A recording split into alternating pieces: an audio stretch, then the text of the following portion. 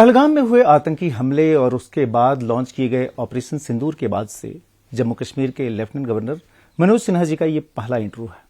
सबसे पहले तो आपको धन्यवाद कि आपने न्यूज 18 को इसके लिए चुना। आपको धन्यवाद कि आप यहां तक आए।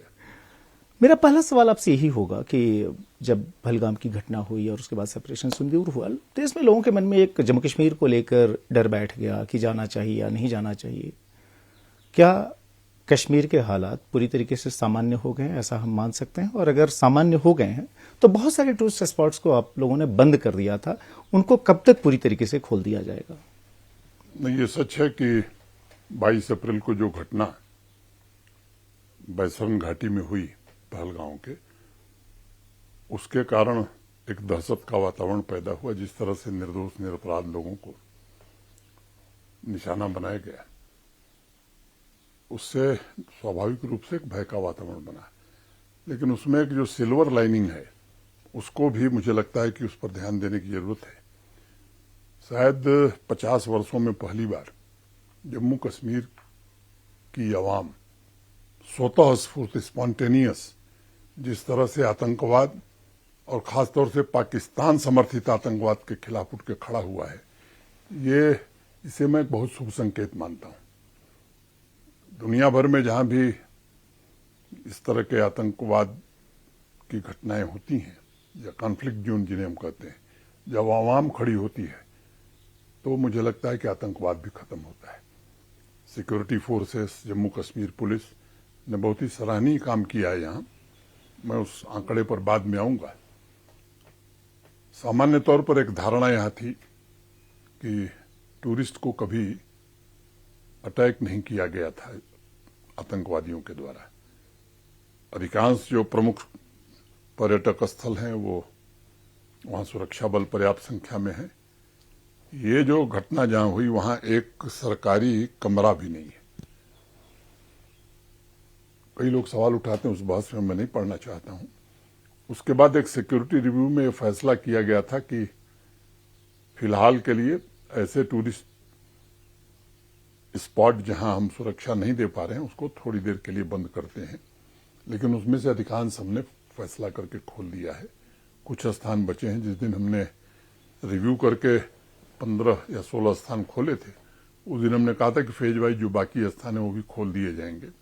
लेकिन ये जरूर तय किया है कि जहां भी पर्यटक स्थल है, पर्यटकों को जाने की अनुमति जहां मिलेगी, वहां सुरक्षा बलों का चाक चौबंद प्रबंध है, ये जरूर किया जाएगा। अभी श्री अमरनाथ जी की यात्रा चल रही है।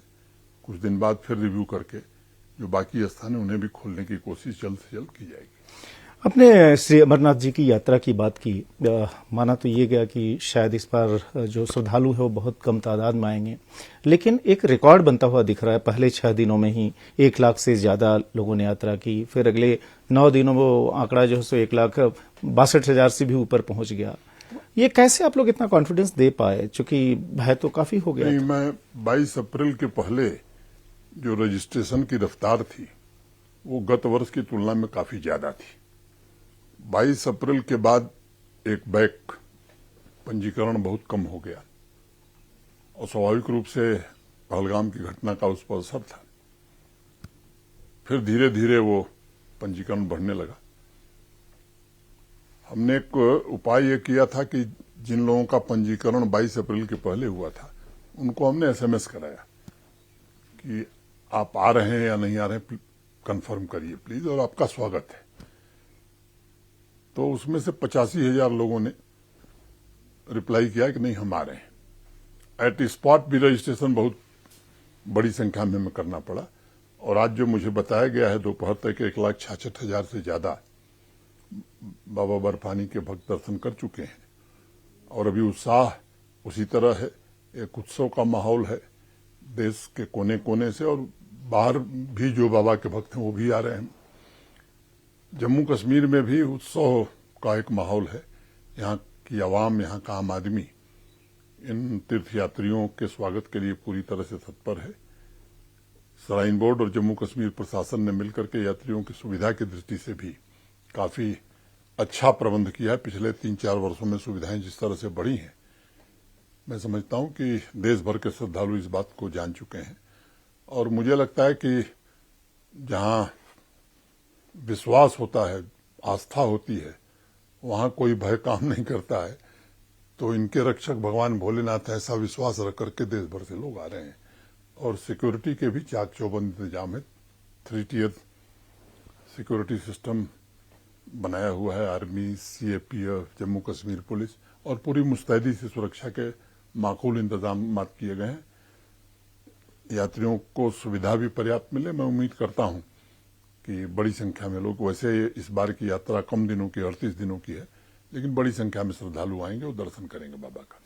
आपने कहा कि जम्मू कश्मीर की जो आम जनता है, जो अवाम है, वह पूरी तरीके से जो है सो चाहता है कि लोग आए बाहर से, उनका ढंग से यहाँ पर स्वागत हो। अमरनाथ यात्रा में भी सहयोग कर रहे हैं। लेकिन उसी समय में, और खासतौर पर अगर हम लोग पहलगाम की बात कर लेते हैं, जब पहलगाम में आतंकी हमला हुआ, उसके ठीक पहले जो है, जो यहाँ की जो रूलिंग पार्टी है नेशनल कॉन्फ्रेंस, उसके जो श्रीनगर के जो एमपी हैं, लोकसभा सदस्य हैं, उन्होंने एक बयान दिया कि जो टूरिज्म जो है जम्मू कश्मीर में, एक तरह से कल्चरल इन्वेजन है। और उस पर आपका एक बयान भी अभी हाल ही में आया कि यह जो इस तरह के बयान जो हैं वो टीआरएफ की आइडियोलॉजी के करीब हैं। क्या आपको लगता है कि इस तरह के बयानों से जो है, व्यक्ति को ध्यान में रख करके बयान नहीं दिया था, ठीक है, लेकिन जो है 2-3 वर्षों में इस तरह के कई बयान आए हैं, और उसके कारण मैंने किसी कार्यक्रम में कहा कि इससे बचना चाहिए। क्या इससे आतंकवादियों को मदद मिलती है, आइडियोलॉजिकल सपोर्ट मिलता है? टीआरएफ का सोशल मीडिया प्लेटफॉर्म देखेंगे तो इस तरह के सेंटेंस वो भी लिखते हैं, कल्चरल इन्वेजन, हम कश्मीर में ही अजनबी हो जाएंगे। एक बयान 2023 में, मैं नाम नहीं लूंगा, आया कि साहब ये जो ट्रेन आ रही है, ये state is sponsored demographic change के लिए मैनिपुलेशन किया जा रहा है। तो ये सब चीजें मुझे लगता है कि खतरनाक हैं और इससे सबको बचना चाहिए। आपने ट्रेन की बात की, उस पर मुझे याद आया कि अभी जून में ही कटरा से श्रीनगर के लिए वंदे भारत शुरू हुई और उसको जबरदस्त एक तरह से प्रतिसाद मिला है, चाहे कश्मीर वैली की पब्लिक हो या फिर जो सो देश के बाकी हिस्सों से लोग इसको बड़े तौर पे यूज कर रहे हैं। और इसी में ये डिमांड हो रही है कि दिल्ली से अब सीधे श्रीनगर के लिए, या फिर जो हम लोग कश्मीर से कन्याकुमारी कहते हैं, वो ट्रेन सर्विस कब तक जो है शुरू हो पाएगी? उसमें एक बात समझने की है कि जम्मू अब रेलवे का एक डिविजनल ऑफिस बन गया है। रेलवे का डिवीजन एक महत्वपूर्ण प्रशासनिक इकाई है। जम्मू रेलवे स्टेशन पर जो इंफ्रास्ट्रक्चर था वो उस लायक नहीं था। काफी काम वहां हो रहे हैं जो मुझे बताया गया है, या मैं उम्मीद करता हूं कि सितंबर एंड तक ये सारे काम, 4 नई रेल लाइन, 4 नई लाइन, प्लेटफार्म, डीआरएम का ऑफिस, ये सब बन रहा है, ये पूरे हो जाएंगे तो ये ट्रेन जो कटरा तक जा रही है ये जम्मू तक जाने लगेगी। श्रीनगर से सीधे दिल्ली जाना या कश्मीर से कन्याकुमारी जाना, मैं समझता हूं कि ऐसी कोई ट्रेन नहीं है जो देश के एक कोने से दूसरे कोने जाती है, कई बार बदलनी पड़ती है। लेकिन जो आपने भावना व्यक्त की है, मैं समझता हूं कि वो दिन भी जल्दी जम्मू कश्मीर के लोग देख सकेंगे। कटरा की हम लोग बात कर रहे थे, कटरा से ही चूंकि वंदे भारत शुरू हुई थी, और कटरा में ही जो जम्मू कश्मीर के मुख्यमंत्री हैं उन्होंने एक बयान दिया प्रधानमंत्री के आगे। उन्होंने कहा कि पहले मैं फुल चीफ मिनिस्टर था, चूंकि जो है सो स्टेटहुड थी, सारी की सारी पावर थी, और फिर मुझे जो है सो डिमोट कर दिया गया। और जाहिर है वो जम्मू कश्मीर के फुल स्टेटहुड की डिमांड कर रहे हैं, उनकी पार्टी कर रही है। और अभी जो है एक तरह से जब ये अमरनाथ की यात्रा चल रही है, वो कलकत्ता गए और कोलकाता में उन्होंने जो वहां की जो मुख्यमंत्री हैं पश्चिम बंगाल की, उनके साथ भी कैनवसिंग की। ये क्या कुछ बहुत जल्दी है स्टेटहुड की? और हालांकि जबकि सेंटर प्रॉमिस कर चुका है कि हम देंगे, और क्या अगर जल्दीबाजी में अगर स्टेटहुड दी जाती है तो इसमें आप कोई खतरा देखते हैं क्या? मैं 2 बात कहना चाहूंगा। एक तो मैं श्री उमर अब्दुल्ला की बात पर कोई प्रतिक्रिया देना नहीं चाहता हूं, लेकिन स्टेटहुड को लेकर के मैं जरूर जवाब दूंगा। जब 5 अगस्त 2019 को गृहमंत्री श्री अमित शाह जी ने देश की संसद में प्रस्ताव रखा था 370 और 35A एब्रोगेट करने का, तो बहस के दौरान जब उन्होंने उत्तर दिया तो उस समय ही उन्होंने कहा था, और एक बड़ा सीक्वेंस बताया था। उन्होंने कहा कि delimitation first, assembly election second, and then statehood at appropriate time. मैं समझता हूं चीजें उसी सीक्वेंस में चल रही हैं। जब डिलिमिटेशन हो रहा था तब भी कब तक होगा, कब होगा, ये संदेह लोग व्यक्त करते थे। स्वाभाविक है व्यक्त करना। चुनाव भी जब तक नहीं हुआ था तो इस तरह की बातें कही जाती थी कि चुनाव कब होगा, कैसे होगा। चुनाव भी हो गया, शांतिपूर्ण ढंग से हो गया, एक जगह रिगिंग नहीं हुई। गोली की बात छोड़ दीजिए, कंकड़ भी नहीं चला पूरे जम्मू कश्मीर में। हाईएस्ट पोलिंग हो गई। अब रह गया स्टेटहुड, जिसको कि गृह मंत्री जी ने देश की संसद के पटल पर कहा है। एक तरह से वो पार्लियामेंट्री एश्योरेंस है। प्रधानमंत्री जी ने भी इस बात को एक बार नहीं अनेक अवसरों पर कहा है। श्रीनगर में जब पिछली बार वो योगा डे के अवसर पर आए थे तो यहाँ अपने भाषण में उन्होंने इस बात का जिक्र किया। तो मुझे लगता है कि अब इससे बड़ी बात देश के लोकतंत्र में नहीं हो सकती कि संसद में जो बात कही जाए सरकार के द्वारा वो निश्चित रूप से पूरी होगी। कब पूरी होगी, मुझे लगता है कि ये अप्रोप्रिएट वर्ड इसीलिए उसका इस्तेमाल किया गया था। और जब भारत सरकार को लगेगा तो निश्चित रूप से वो, और मैं आश्वस्त हूं कि अब तक प्रधानमंत्री जी ने, गृहमंत्री जी ने या इस सरकार ने जो कहा है वो इसे निश्चित पूरा किया है। तो पूरा जरूर होगा, स्टेटहुड जरूर मिलेगा जम्मू कश्मीर को। कब मिलेगा मैं समझता हूं ये मेरा डोमेन नहीं है, इस पर राय देना मेरा उचित नहीं होगा। भारत सरकार उचित समय पर इसका फैसला करेगी। जब स्टेटहुड जल्दी दिए जाने की जब डिमांड की जाती है और खासतौर पे जो वैली बेस्ड पार्टीज हैं, तो ये तर्क दिया जाता है कि चूंकि जो है ये अभी तक केंद्र शासित प्रदेश है, भले ही चुनाव हो गए, लेकिन जो है चूंकि इलेक्टेड गवर्नमेंट के पास फुल पावर नहीं है और चूंकि एज लेफ्टिनेंट गवर्नर अभी तक आपने बिजनेस रूल्स भी जो है अप्रूव नहीं किए हैं, तो उसकी वजह से सरकार कुछ कर नहीं पा रही है, एडमिनिस्ट्रेशन जो है चरमरा गया है। मैं थोड़ी स्पष्टता करना चाहता हूं और मुझे लगता है वो आवश्यक भी है। मैं बहुत जिम्मेदारी से ये बात एक दो सार्वजनिक सभाओं में भी मैंने कही है। लॉ एंड ऑर्डर मैंने पुलिस और पॉलिसी मैटर के अलावा कोई डिपार्टमेंट मेरे पास नहीं है। सारे जो विकास के काम हैं, डेवलपमेंट से रिलेटेड, चाहे वो फाइनेंस हो, हेल्थ हो, एजुकेशन हो, पीडब्ल्यूडी हो, पावर हो, जिस डिपार्टमेंट का अपना, एग्रीकल्चर हो, ये सब सरकार के पास है। तो मेरी ओर से किसी काम में रोक नहीं है। जो भी सरकार फैसला करती है मैं समझता हूं उसे मैं अप्रूव करता हूं जो लोगों के हित में होता है। जहां तक बिजनेस रूल्स का सवाल है, स्टेट रीऑर्गेनाइजेशन एक्ट में बड़ी स्पष्टता है कि लेफ्टिनेंट गवर्नर का क्या अधिकार है, मुख्यमंत्री जी का क्या अधिकार है, चुनी हुई सरकार का क्या अधिकार है। थोड़ा बहुत जो कंफ्यूजन है वो पत्राचार सरकार और हमारे बीच हो रहा है। मैं समझता हूं कि वो भी जल्द उसकी स्पष्टता आ जाएगी। एक काम आपको लेकिन करना था जो कि अभी तक पेंडिंग है, वो ये है कि जब 2023 में जब रीऑर्गेनाइजेशन से संबंधित एक एक्ट में सुधार किया गया था, तो उसमें ये प्रोविजन किया गया था कि जम्मू कश्मीर की असेंबली में 5 जो है नॉमिनेटेड मेंबर्स होंगे और जिनको एलजी जो है नॉमिनेट करेंगे। वो काम आपने क्यों अभी तक होल्ड पे रखा है, उसको क्यों नहीं पूरा किया? जानबूझ करके होल्ड पर रखा है। कुछ राजनीतिक दल माननीय न्यायालय में गए हैं कि साहब ये अधिकार उपराज्यपाल या लेफ्टिनेंट गवर्नर का नहीं है, ये सरकार का अधिकार है। तो मैंने कहा कि फिर क्यों इस विवाद में पड़े, एक बार न्यायालय से फैसला हो जाए उसके बाद नॉमिनेट कर देंगे। एक विवाद अभी जो पैदा हुआ और वो भी कोलकाता से ही, जब वहां पर गए आपके मुख्यमंत्री, वहां पर उन्होंने जम्मू कश्मीर में आने के लिए लोगों को इनवाइट किया। उसी समय वहां पर जो लीडर ऑफ अपोजिशन है और बीजेपी के नेता भी हैं शुभेंदु अधिकारी, उन्होंने ये कहा कि जिस कश्मीर में धर्म के आधार पर पर्यटकों की हत्या की गई, वहां पर नहीं जाना चाहिए उस मुस्लिम बहुल कश्मीर में, बल्कि जम्मू जो कि हिंदू बहुल है या फिर देवभूमि हिमाचल है, वहां जाना चाहिए। आप लोग, चाहे मोदी जी हों, चाहे गृह मंत्री अमित शाह जी हों या आप हों, आप लोग जो है सो जम्मू कश्मीर की मेन स्ट्रीमिंग के लिए हमेशा देश के बाकी हिस्सों के लोगों को कहते हैं कि वो आए यहाँ पर। इस बयान पर आपको क्या कहना है? मैं समझता हूं कि ये उनका व्यक्तिगत बयान है। As a lieutenant governor of Jammu Kashmir मैं हर कोशिश कर रहा हूं कि देश के हर क्षेत्र से यहां अधिक से अधिक संख्या में लोग आवें। मैं समझता हूं भारत सरकार भी, माननीय प्रधानमंत्री जी या गृह मंत्री जी भी इसके लिए प्रयत्न कर रहे हैं। भारत सरकार के अनेक वरिष्ठ मंत्री अभी पिछले एक हफ्ते में कृषि मंत्री, पशुपालन मंत्री, पर्यटन मंत्री, तमाम कंसल्टेटिव कमेटी, स्टैंडिंग कमेटी यहां आ रही है।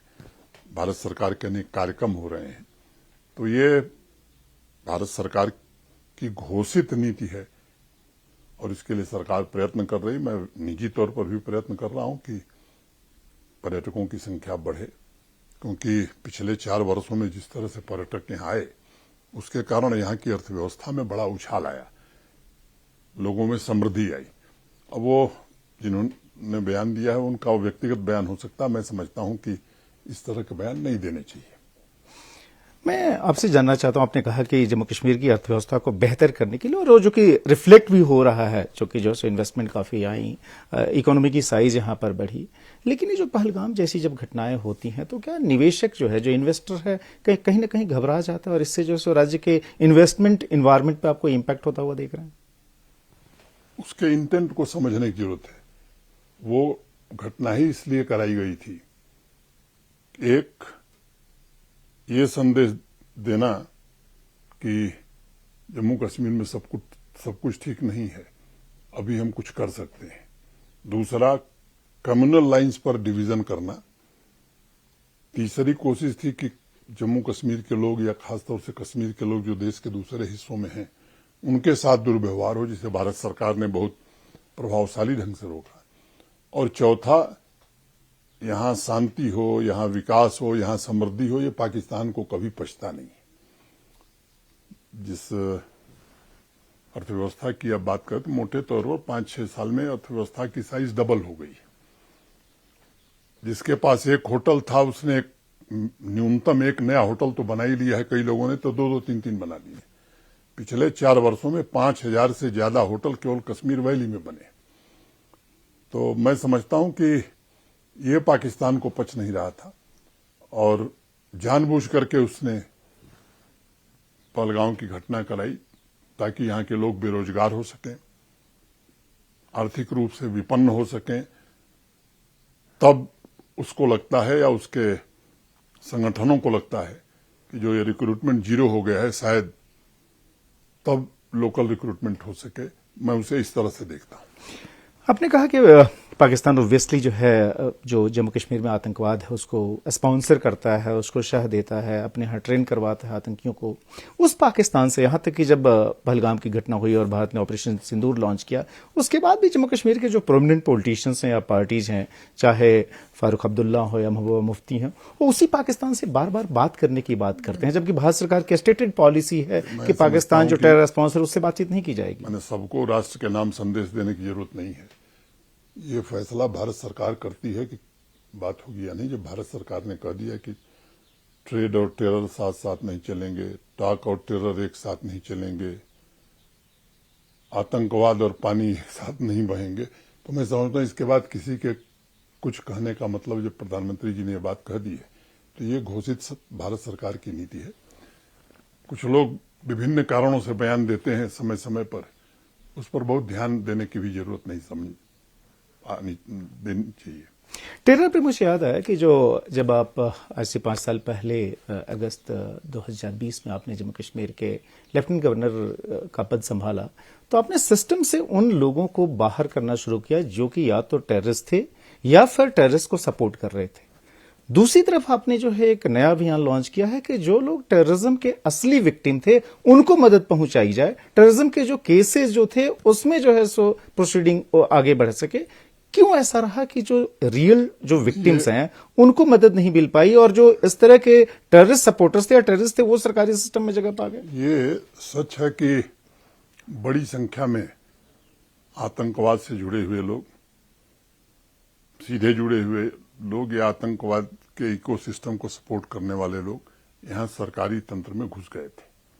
मुझे आज एग्जैक्ट नंबर याद नहीं, मुझे लगता है 76 या 77 लोगों को ऐसे चिन्हित करके निकाला जा चुका है। पिछले दिनों में ऐसे परिवारों से मिला जो आतंकवादी हिंसा के शिकार हुए थे। अभी 15 दिन पहले की बात होगी, साउथ कश्मीर के ऐसे परिवारों से मिला था। उसके 6 महीना पहले श्रीनगर राजभवन में मिला था। वहां एक लड़की खड़ी हुई और उसने बताया कि मेरे पिताजी एसपीओ थे, उन्हें आतंकवादियों ने मार दिया। मेरी माँ ने भीख मांगा और भीख मांग करके मेरा पालन पोषण किया और मेरी बहन का पालन पोषण किया। इतना द्रवित कर दिया था उस बच्ची ने कि स्वाभाविक रूप से मैं भी भावुक हो गया था। तो उस दिन मैंने फैसला किया, मुझे लगा कि ऐसी और भी घटनाएं हो सकती हैं।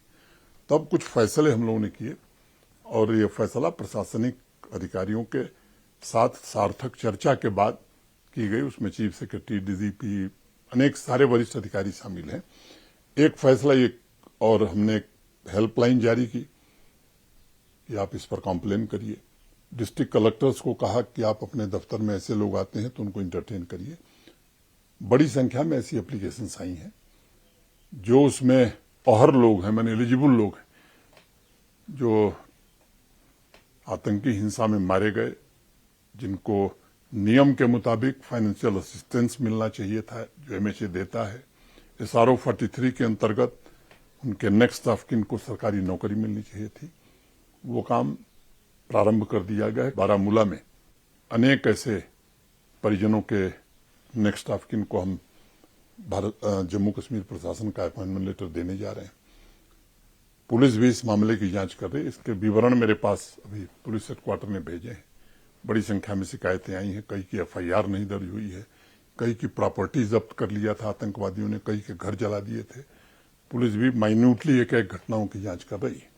तो एक तो नौकरी दे रहे हैं, दूसरा अगर उनको फाइनेंशियल असिस्टेंस नहीं मिला तो वो दिलवाएंगे, तीसरा टेरर विक्टिम फैमिली से अगर कोई सेल्फ एम्प्लॉयमेंट में मदद चाहता है तो हम सब जानते हैं कि प्रधानमंत्री मुद्रा योजना में 10 लाख रुपए तो बिना किसी कोलेटरल के मिलते हैं।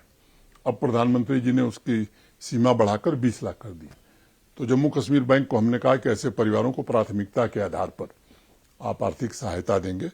प्रशासन हैंड होल्डिंग करके उन्हें सेल्फ एम्प्लॉयमेंट में उनको क्या करना चाहिए इस काम को करेंगे। जिस मामले में FIR नहीं दर्ज हुई है उसमें FIR दर्ज होगी, उससे लॉजिकल कंक्लूजन तक ले जाएंगे। और चौथा, अगर प्रॉपर्टी उनकी आतंकवादियों ने कब्जा कर ली थी तो उसे खाली कराएंगे। इसी जगह मैं आपसे ये जानना चाहता हूं कि 1989 में एक तरह से जो है सो ये टेररिज्म यहाँ पर बहुत तेजी से पनपा और लगातार जारी है। गृह मंत्री अमित शाह जी ने एक डेडलाइन इस देश में नक्सलिज्म जो कि बहुत सारे राज्यों में था उसको खत्म करने के लिए तय की हुई है। क्या जम्मू कश्मीर में हम कॉन्फिडेंटली ये कह सकते हैं कि इस तारीख या इस साल तक टेररिज्म जो है सो पूरी तरीके से खत्म हो जाएगा, या टेरर फ्री स्टेट बन जाएगा, यहाँ शांति खरीदी नहीं जाएगी बल्कि पूरी तरीके से स्थापित कर दी जाएगी? ये भारत सरकार और जम्मू कश्मीर प्रशासन की यही नीति रही है कि अब हम शांति खरीदना नहीं चाहते, स्थापित करना चाहते हैं। केवल टेररिस्ट का सफाया करना नहीं बल्कि पूरे इकोसिस्टम को कैसे समाप्त किया जाए, इसको ध्यान में रखते हुए अनेक प्रकार की कार्रवाई की गई है। मैं ये आपसे जरूर कहना चाहता हूं कि इसके कारण आज जो परिस्थिति बनी है, कहीं हड़ताल नहीं होती, पत्थरबाजी अब इतिहास की बात हो गई, कॉलेज स्कूल यूनिवर्सिटी चलते हैं, सिनेमा हॉल खुल गए, नाइट लाइफ शुरू हो गई। एक पहलगाम की घटना को छोड़ दीजिए तो इस जम्मू कश्मीर सामान्य हालात की ओर बढ़ गया। और जो दूसरा बड़ा पक्ष मैं देखता हूं, इस साल 2025 में अब तक केवल एक लोकल रिक्रूटमेंट हुआ है। तो स्थानीय तौर पर आतंकवाद सफाई की ओर जा रहा है, लेकिन हमको एक ऐसा पड़ोसी मिला है जिसकी स्टेट पॉलिसी ही है टेररिज्म। वो आतंकवादी भेजता है, बेगुनाह लोगों की हत्या कराता है, और उसके पेट में बराबर दर्द होता है जब कश्मीर में सुख, शांति और समृद्धि आती है। तो मोटे तौर पर मैं कहूं कि अगर इंटरनल आतंकवाद की बात में अगर आप कर रहे हैं तो जम्मू कश्मीर लगभग उस मुहाने पर खड़ा है जहां आतंकवाद खत्म हो सकता है। जो मैंने पहले बात कही कि जिस तरह से जम्मू कश्मीर की आवाम, कॉमन मैन सड़क पर आया 22 अप्रैल के बाद, वो इस बात की गवाही दे रहा है कि अब आतंकवाद अंतिम सांसें गिन रहा है यहाँ, क्योंकि अब उसे ऑक्सीजन जम्मू कश्मीर में मिलेगी ऐसी उम्मीद मुझे नहीं है। क्योंकि जो जिस तरह का रोष प्रदर्शन यहाँ के कॉमन मैन ने किया वो स्पॉन्टेनियस था, स्वतः स्फूर्त था, उसकी क्रेडिट कोई नहीं ले सकता कि हमारे कारण ये हुआ है। अगस्त के पहले हफ्ते में पूरे 5 साल हो जाएंगे आपके LG के तौर पर इस टेन्योर के। अगर एक कोई बड़ी चीज अगर जिससे कि आपको सबसे ज्यादा संतोष मिलता हो, गिनानी हो, एक चीज सबसे बड़ी चीज जो आपने हासिल की इस पूरे 5 साल में, वो क्या आपके लिए है? मुझे लगता है कि इंडियन स्टेट की अथॉरिटी फुल्ली जम्मू कश्मीर में स्टैब्लिश हो गई और जम्मू कश्मीर भारत के साथ इंटीग्रेट हो गया, इस बात का मुझे पूरा संतोष है। और अगर ये पूरा संतोष है तो फिर आप यहाँ कंटिन्यू करना चाहेंगे या फिर जो सब चाहते हैं कि कुछ नई भूमिका मैं क्या चाहता हूँ ये मुझे लगता है कि न मैंने कभी जीवन में कुछ चाहा है, न अभी चाहता हूँ। जो काम मिलता है उसे ईमानदारी से अपनी क्षमता अनुसार उसका निर्वहन करना, उस जिम्मेदारी का। फिर बाकी तो माता वैष्णो देवी और बाबा अमरनाथ तय करते हैं कि आगे क्या करें। आखिरी सवाल ही होगा ये, मैं आपसे पूछना चाहता हूँ कि आपकी राजनीति जो है मेरे ख्याल से 1975 के बाद शुरू हो गई थी, इतना लंबा ये जो सब पीरियड रहा। कहा जाता है कि जम्मू कश्मीर में शायद ही कोई संवैधानिक प्रमुख हो जिसने कि इतनी ज्यादा एक्टिविटी यहाँ रखी, जो कि ज्यादातर जिलों में, ज्यादातर गांवों में पहुंचा। आज भी बड़े पैमाने पर जबकि इलेक्टेड गवर्नमेंट यहाँ आ चुकी है, आप डेलीगेशन से मिलते हैं, इतनी एनर्जी ला कहाँ पर से पाते हैं, इतना मोटिवेशन कहाँ से जनरेट कर पाते हैं? मुझे लगता है मालवीय जी का पुण्य प्रताप है, उनके आशीर्वाद से ये ऊर्जा मिली है। और जिस तरह से भारत के प्रधानमंत्री या गृहमंत्री मेहनत करते हैं, मुझे लगता है कि ये सबको एक चुनौती देते हैं कि आप भी इस नक्शे कदम पर चलिए। आखिर में बस एक चीज जो नॉर्मली लोगों से फीडबैक आता है वो ये आता है कि जो एलजी एडमिनिस्ट्रेशन जो था, जो कि कंप्लीट एलजी एडमिनिस्ट्रेशन था, उसमें जो सो लोगों के काम बहुत तेजी से होते थे, आपके दरवाजे बहुत खुले थे। जब इस तरह का फीडबैक लोगों से मिलता है, कैसा लगता है? संतोष की अनुभूति होती है और मैं समझता हूं कि इसका मूल्यांकन लोग करें तो बेहतर होगा। मैं अपनी ओर से कहूं ये ठीक नहीं होगा। धन्यवाद हमसे बात करने के लिए, न्यूज 18 नेटवर्क के लिए इतना समय निकालने के लिए, और ऐसी ऊर्जा आपकी बरकरार रहे, यही प्रभु से प्रार्थना भी। धन्यवाद।